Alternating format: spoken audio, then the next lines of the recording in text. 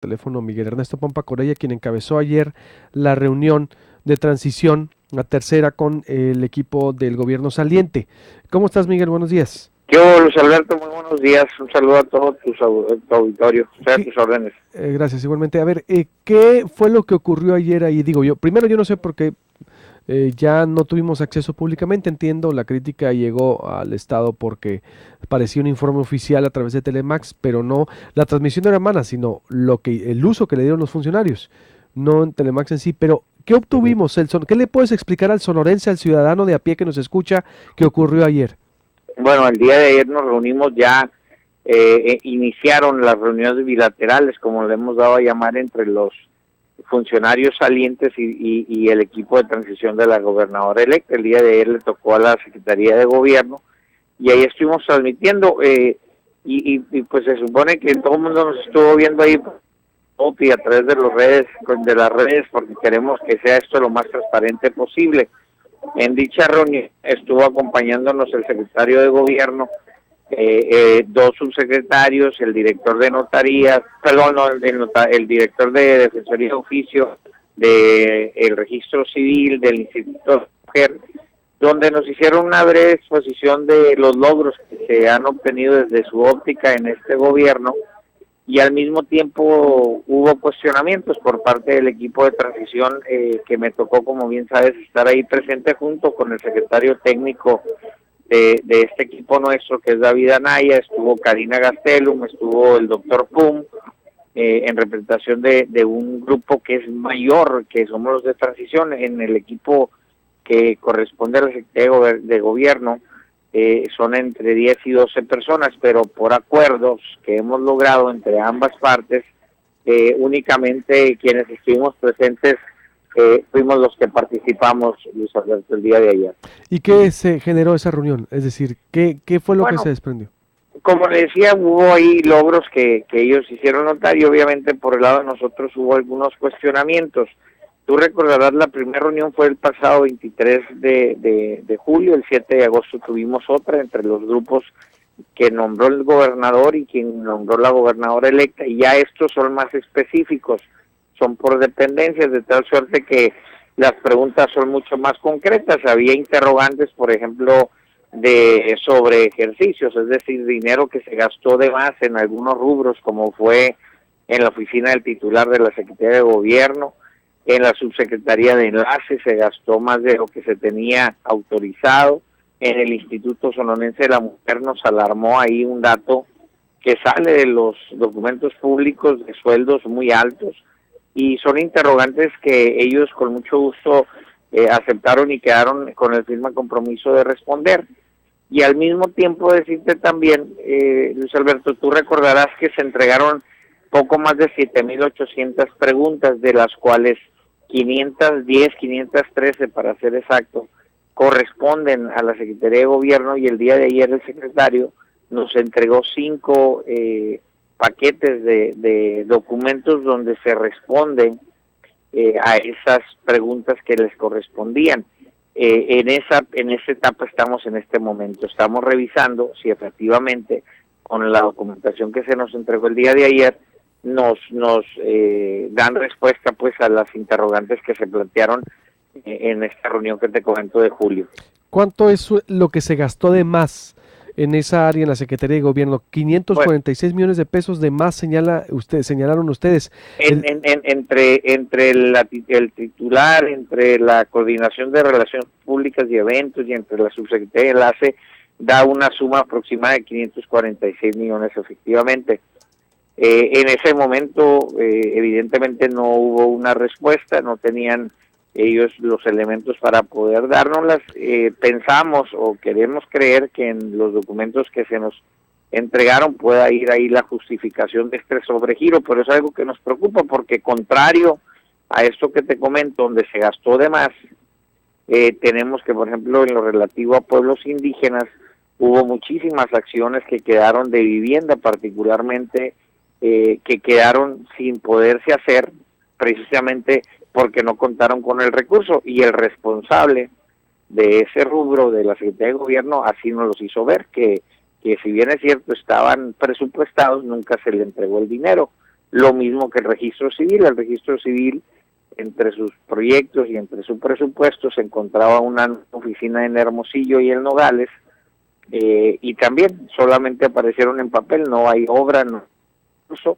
Entonces nos preocupa que en algunos lugares se gastó de más de lo autorizado y en otros no se gastó lo que se tenía que haber gastado y atendido la problemática que se debió haber atendido, particularmente tratándose de los pueblos indígenas, que tú muy bien sabes, pues carecen de muchísimas cosas, ¿no? Esos 546 millones es durante cuántos años de la Secretaría de Gobierno, ¿el todo el sexenio?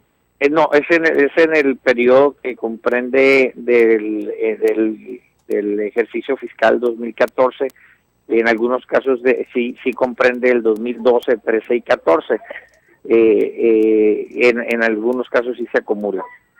¿Y qué va a ocurrir, por ejemplo, si ya tenemos ahí detectado un gasto y que ellos, obvio, pues no van a decir, veo que las reuniones se están convirtiendo en exhibición y en exhibición de parte de ustedes y en silencio por parte de ellos? Es decir, ¿qué ocurriría? Porque No, tampoco el secretario de Hacienda tuvo respuesta para Pedro Ángel Contreras hace 2 semanas y tampoco hay respuesta para esto, pues bueno, se está convirtiendo bueno, así en esta, Luis Alberto, yo la verdad, siendo muy congruente, no me gustaría dar un juicio a priori.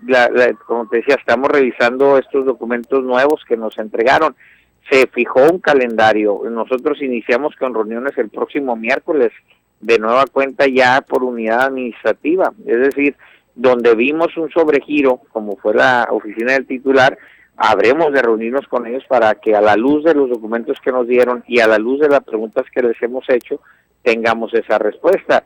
Y evidentemente si de ella se desprende alguna falta administrativa o de cualquier otra índole, bueno, pues eso ya una vez que nosotros o que Claudia Pavlovich esté gobernando, pues se tendrán que tomar las previsiones. Recuerda que hay 15 días para recibir esa documentación de manera oficial y hay otros 30 para que se subsane. Ese es el periodo legal que establece la ley, precisamente para poder hacer ya efectivas y de manera obligatoria esas respuestas, y si no, pues se acarrean consecuencias ya sea de tipo administrativo o penal o de ambas.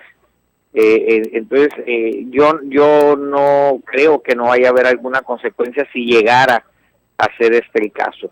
Yo por lo pronto me comprometo contigo a informarte que una vez que se revise por parte de los equipos de transición, el nuestro, esta documentación, ver si fue satisfactoria o no la respuesta. Acuérdate que hay ciudadanos, el día de ayer pues ahí estuvo uno de ellos, que la verdad fueron los más enérgicos, tanto Karina Gastelo como lo fue el doctor Pum, el propio David Anaya, pues fueron cuestionamientos que se hicieron serios, fundamentados sobre todo. ¿Qué decía Pum? Porque fíjate, lo vamos a invitar. Fíjate, hizo una participación muy interesante. Él desde el punto de vista ciudadano decía, no veo una autocrítica, les decía, todo lo que han expuesto aquí pareciera ser que el gobierno está en muy buena calificación, que está caminando correctamente, que nadie se ha quejado, que no falta un servicio, que no han dejado nada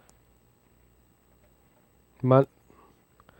A ver, Miguel, ¿se me cortó la comunicación? Perdón, ¿me escuchas? Ahí está, decías, Juan Pum decía que no ve ninguna autocrítica, que todo está bien. Así es, él hacía esa reflexión, no veo una autocrítica y la verdad que pues no le falta razón. La verdad, lo que vimos ahí fue un informe de logros. La verdad yo agradezco el tiempo que se nos brindó porque fueron bastantes horas, pero sí hizo valer eso y lo hizo valer muy bien el doctor, que le hizo falta ese ejercicio de autocrítica o de señalar cuáles fueron las anomalías que nosotros mismos las estamos viendo y que la ciudadanía las ve a diario. Yo les decía ayer, no son cosas que uno en lo personal cuestione, somos el portavoz de los señalamientos, cuestionamientos y el malestar que en muchas ocasiones nos hacen ver en diferentes partes, particularmente de las comunidades indígenas. El día de ayer lo decíamos, ¿cómo es posible que acá salió por supuesto el monumento que están haciendo allá y al mismo tiempo cuestionábamos la carencia en agua potable, la carencia en vivienda, el estado en las escuelas del pueblo indígena, y pues no veíamos cómo se gastaba en una cosa tan superflua como lo era el monumento. ¿Cuánto vale el monumento? Pues se ha dicho que más o menos 100 millones de pesos. El día de ayer se aclaró ahí Lamberto Díaz Niebla, el responsable de esa organización, de esa dependencia que ve los asuntos indígenas, que no le corresponde a él eso, sino que lo trae la Secretaría de Infraestructura, no es de su ramo. Y esa fue la respuesta que se nos dio, ¿no?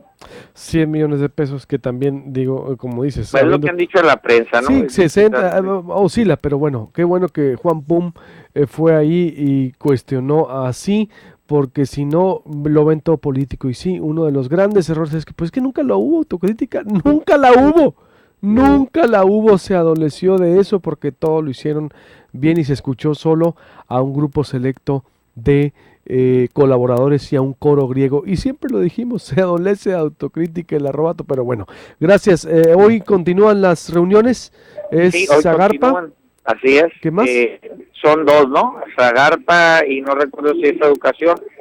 Luis Alberto, me tengo que estoy por abordar aquí, te agradezco. Te agradezco a ti también. Y hago el compromiso de responderse a ti y a quienes nos escuchan, ver en qué medida se nos dio esa respuesta a las preguntas que te comento. Gracias, igualmente. Hasta luego. Voy a hacer un corte, es que nunca eso fue.